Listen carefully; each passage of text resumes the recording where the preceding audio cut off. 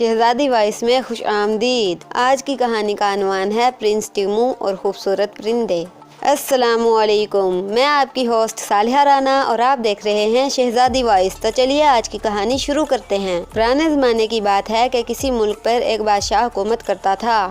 اس کا ایک بیٹا تھا جس کا نام شہزادہ ٹیمو تھا۔ بادشاہ نے پڑوسی ملک کی شہزادی کورینا سے ٹیمو کی شادی کر دی۔ شادی کے بعد بادشاہ نے سوچا کہ سمندر کی سیر کی جائے اور شہزادی اور شہزادے کو لے کر ایک لمبے سفر پر نکلا جائے۔ چند روز تیاری میں گزر گئے۔ کچھ فوجی راشن اسلحہ وغیرہ تیار کیا گیا اور ایک روز وہ لمبے سفر پر نکل گئے۔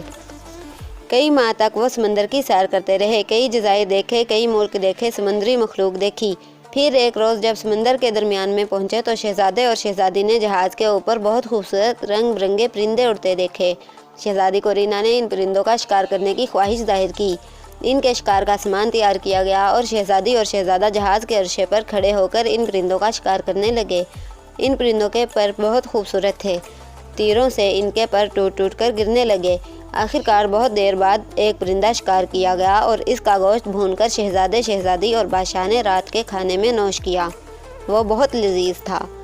اب ان کا روز کا یہ کام بن گیا کہ صبح کو جو پرندے اپنے رزق کی تلاش میں بحری جہاز کے اوپر منڈلاتے، شہزادہ اور شہزادی ان کو شکار کر لیتے اور ان کا گوشت بھون کر کھاتے۔ اس طرح سمندری سفر میں کئی دن گزر گئے۔ ایک رات بہت زور کا طوفان آیا اور سمندری پانی بفر گیا۔ جہاز اس طوفان کی تاب نہ لا سکا اور لہروں میں ڈولنے لگا۔ جہاز کا سارا نظام درہم بھرم ہو گیا، سارا سامان الٹ پلٹ ہو گیا۔ سمندری لہریں جہاز کے عرصے تک آ رہی تھیں۔ شہزادہ عرصے پر کھڑا تھا۔ ایک لہر بہت زور سے آئی اور شہزادہ ان کے ساتھ بہہ گیا۔ رات کے اندھیرے میں شہزادہ ٹیمو سمندر میں گم ہو گیا۔ سمندر میں کشتیاں اتاری گئیں۔ سمندر میں کافی دور دور تک شہزادے کو تلاش کیا گیا۔ اگلے دن بھی شہزادے کا کچھ پتہ نہ چلا۔ شہزادی کا رو رو کر برا حال تھا۔ اس نے کھانا پینا چھوڑ دیا۔ جہاز کا سارا عملہ شہزادے کو ڈھونڈنے میں لگا تھا مگر شہزادے کا کچھ پتہ نہ چلا۔ جہاز پر پانی اور کھانے کا سامان ختم ہونے لگا تو بادشاہ نے واپس جانے کا سوچا اور پھر ایک روز شہزادے کی تلاش سے ناامید ہو کر بادشاہ نے بجھے ہوئے دل کے ساتھ واپسی کا حکم دیا۔ ملکہ اور شہزادی کورینا کا رو رو کر برا حال تھا لیکن سوائے صبر کے کوئی اور حل نہ تھا۔ روتے پیٹتے واپس اپنے ملک آ گئے۔ شہزادہ عرصے سے سمندر میں گرا اور سمندر کی تہہ میں جانے لگا۔ پھر ایک لہر نے اسے اوپر اچھالا اور تمام رات اسی مصیبت میں پھنسا رہا۔ کبھی پانی کے اوپر آتا اور کبھی پانی کے نیچے چلا جاتا اور پھر شہزادے کی ہمت جواب دے گئی اور وہ بے ہوش ہو گیا۔ کئی روز بعد شہزادہ بہتا بہتا خشکی پر آ گیا۔ کئی دن بعد جب اسے ہوش آیا تو اس نے دیکھا کہ اس کے اوپر وہی خوبصورت پرندے اڑ رہے تھے جن کا وہ سمندر میں جہاز کے عرصے پر شکار کرتے تھے۔ نہ جانے یہ کون سا جزیرہ تھا اور ان کے ملک سے کتنا دور تھا۔ پھر شہزادے کو خیال آیا کہ پتہ نہیں جہاز ڈوب گیا یا بچ گیا۔ شہزادے کا گلا خشک ہو رہا تھا اور وہ شہزادی اور بادشاہ کے بارے میں سوچنے لگا۔ شہزادے نے آنکھیں کھولی تو دیکھا کہ وہی خوبصورت پرندے اس کے اوپر اڑ رہے تھے۔ شہزادے نے غور کیا تو دیکھا کہ پورے جزیرے پر وہی پرندے تھے۔ یہ انہی پرندوں کا جزیرہ تھا۔ شہزادے کو پیاس محسوس ہوئی تو اس نے پانی ڈھونڈنا شروع کیا مگر کہیں بھی پانی نظر نہ آیا۔ اس نے دیکھا کہ ایک پرندہ درخت کی مڑی ہوئی شاخوں میں سے پانی کے قطرے نکال کر اپنے بچوں کو پلا رہا ہے۔ شہزادے نے بھی یہی کیا۔ اس نے درخت کی مڑی ہوئی شاخوں میں سے پانی نکالا اور اسے پیا تو وہ بہت ٹھنڈا تھا۔ یہ پانی نہیں بلکہ شبنم تھی جو رات بھر درخت پر جمع ہو گئی تھی۔ پھر وہ درخت پھرتا رہا اور پانی پیتا رہا جب تک کہ اس کی پیاس بجھ نہ گئی۔ اس نے غور کیا تو دیکھا کہ یہ درخت کچھ عجیب تھے۔ درخت تو ہر جزیرے پر ہوتے تھے مگر یہ درخت عجیب اس لیے تھے کہ ان پر کوئی پتا نہ تھا اور یہ مٹی کے بجائے بھورے رنگ کی ربڑ جیسی زمین پر اگے ہوئے تھے۔ اس جزیرے پر کچھ نہ تھا۔ شہزادے نے ایسا جزیرہ پہلی بار دیکھا تھا۔ وہ یہاں سے جلد از جلد بھاگ جانا چاہتا تھا۔ اس کے لیے اس نے سوچا کہ لکڑیاں جلا کر آگ جلائے تاکہ سمندر سے کوئی جہاز اسے دیکھ لے۔ جب وہ مڑا تو اپنے درخت کی لکڑی توڑنے لگا تو پھر پرندوں نے اس پر حملہ کر دیا اور اسے ایسا کرنے سے روک دیا۔ پھر اس نے پرندوں کے گھونسلے سے گرے ہوئے تنکے اکٹھا کر کے آگ جلائی تو پرندوں نے اپنے پروں سے وہ آگ بجھا دی۔ شہزادہ پریشان ہو گیا کہ پرندے ایسا کیوں کر رہے ہیں۔ شہزادہ بہت پریشان تھا۔ خشک ٹہنیاں اور شبنم کے قطروں کے سوا وہاں کچھ نہیں تھا۔ وہ ہر وقت اپنے ماں باپ اور شہزادی کورینا کے متعلق سوچتا رہتا اور خدا سے اپنے گناہوں کی معافی مانگتا رہتا اور دعا کرتا کہ یا رب العزت مجھے اپنوں سے ملا دے۔ वक्त गुजरता गया और वो इंतज़ार करता रहता कि समंदर से कोई जहाज़ गुजरे तो इसे देख ले। एक दिन अचानक परिंदों ने बौखलाहट में उड़ना शुरू कर दिया। वो पागलों की तरह इधर उधर उड़ने लगे। शहज़ादा घबरा गया क्योंकि वो शहज़ादे के सर पर मंडला रहे थे। शहज़ादा सोचने लगा कि शायद परिंदे जान गए हैं कि मैं एक शिकारी हूँ। इसने देखा कि जजीरा हिलने लगा और आहिस्ता आहिस्ता ऊपर उठने लगा। और फिर शहज़ादे ने देखा कि जजीरे का सर समंदर से बाहर निकल आया और इसकी आंखें खुल गईं।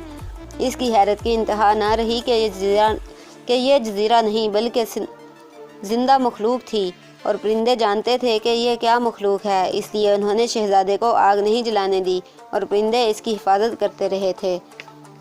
लेकिन अब शहज़ादा सोच में पड़ गया कि क्या करे, क्योंकि परिंदे तो उड़ सकते थे मगर शहज़ादे के पास कोई रास्ता ना था। शहज़ादे ने देखा कि एक बहुत बड़ी मखलूक ने अपना सर बाहर निकाला। शहज़ादा बहुत परेशान हुआ कि अब क्या करे। काफ़ी देर वो इस मखलूक की कमर पर सवार रहा। वो मखलूक थी बहुत बड़ी, तब ही तो इसके सोने पर इसका जिस्म एक जजीरा बन गया था। परिंदे शहज़ादे की मदद कर रहे थे, लेकिन वो बेचारे इतने छोटे थे कि शहज़ादे को चोंच में पकड़कर उड़ा ले जाते। कुछ देर बाद परिंदों का एक झुंड आया और उन्होंने शहज़ादे को अपनी अपनी चोंच से पकड़ा। इस तरह 10-12 परिंदों ने शहज़ादे को ऊपर उठा लिया, लेकिन समंदर की वसअत कहीं कोई किनारा या जजीरा नज़र न आ रहा था। शहज़ादा जानता था कि परिंदे आखिर थक जाएंगे, अब तक इनकी चोंच इसका वज़न उठाएगी। और फिर ऐसा ही हुआ कि शहज़ादे के पास रास्ता ना था सिवाय समंदर में छलांग लगाने के। शहज़ादे ने समंदर में छलांग लगा दी और परिंदे इसके साथ थे। शहज़ादा नीचे गिरने लगा। नीचे समंदर ही समंदर था। परिंदों ने कोशिश की कि शहज़ादे को दोबारा संभाल लें, लेकिन नन्हे परिंदों के बस में ना था और शहज़ादा समंदर में गिर गया। शहज़ादा एक बार फिर मौत के करीब आ गया। परिंदे अब भी ऊपर मंडला रहे थे और फिर शहज़ादा समंदर में गोते खा रहा था।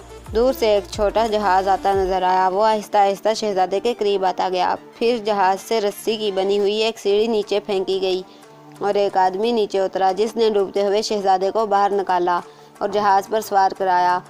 ऊपर जहाज़ पर कई लोग थे। शहज़ादा ऊपर आकर बेहोश हो गया। दरअसल ये जहाज़ बहरी कज़ाक का था, जो समंदर में सफ़र करते हुए जहाज़ों को लूट लेते थे। ये लोग शक्ल से ही बदकिरदार और डाकू लग रहे थे।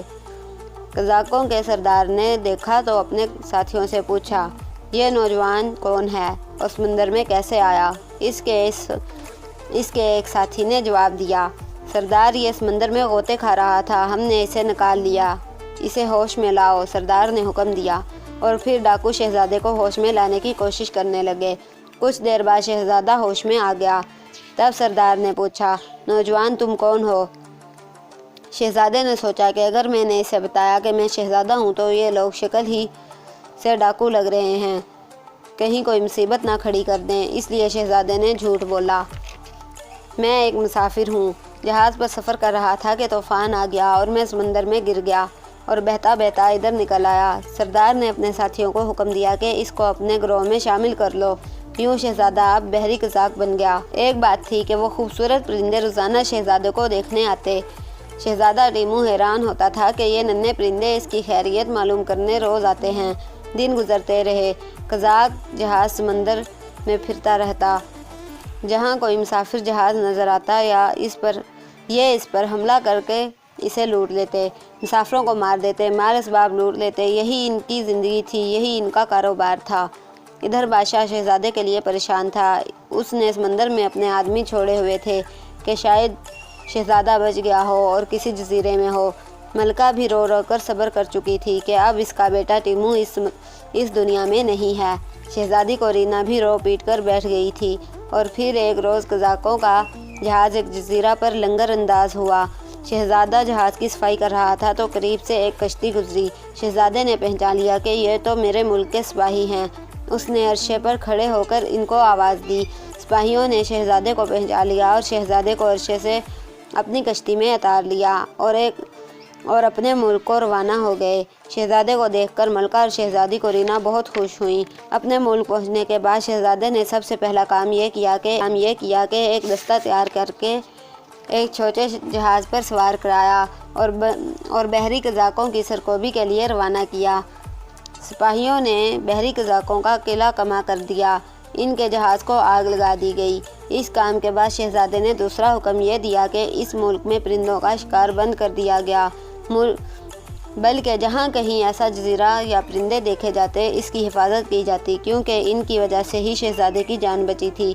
پھر شہزادہ اور شہزادی حکومت چلانے میں بادشاہ کی مدد کرنے لگے اور ان کی حکومت میں پرندوں اور جانوروں کا خاص خیال رکھا جاتا تھا اور ہر طرف امن ہی امن ہو گیا تھا۔ ختم شد۔ تو اگر آپ کو یہ ویڈیو تھوڑی سی بھی پسند آئی ہے تو اس ویڈیو کو شیئر ضرور کریں۔ اگر آپ اسی طرح کی مزید اچھی ویڈیوز دیکھنا چاہتے ہیں تو ہمارے چینل کو سبسکرائب کریں، لائک کریں، شیئر کریں، کمنٹ کریں۔ کیپ واچنگ شہزادی وائس۔ السلام علیکم۔ پاکستان زندہ باد۔